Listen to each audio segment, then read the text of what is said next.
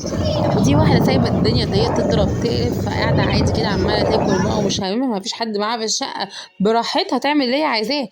طبعا ايه، بصت من الشباك لقت جوزها جاي وحماتي، يا لهوي حماتي جايه، يا نهار اسود ومنيل، يا نهار اسود ومنيل. ده انا بصي انا هقوم اشقلب الدنيا كلها الشقه. ولا انا مش فاهمه هي هتعمل ايه، ده لو جوزها وحماتها جايين من دبي مش هتلحق تعمل كل اللي هي بتعمله ده. انا مش فاهمه، ده لو هما اتنين سلحفاه اسمها سلحفاه ولا اسمهم ايه، سلحفتين ماشيين، مش هتعملي كل ده حبيبتي. ماشي ما علينا، يلا ننضف سوا. طبعا هنا بقى ايه، خلاص بقى عرفنا ان هم طالعين، بتنضف بايديها الاتنين، قال يعني البت سريعه قوي. ايه كده يعني. وبتحط بقى حاجات ايه في الغسالة بقى، ويلا اديله بقى، وايه يلا غسالة ايه بقى، فول اوتوماتيك. هي مش فول، هي مش عارفة، نص ربع، مش عارفة ايه ده بصراحة يعني.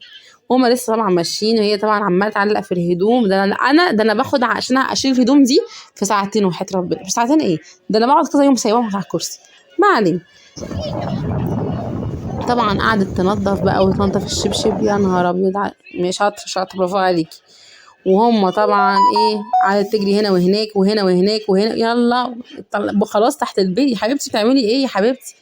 طبعا ايه، قالت بقى لما اطبخ لهم طبخه، يعني الفرخه طبعا باضت لان احنا في اليابان.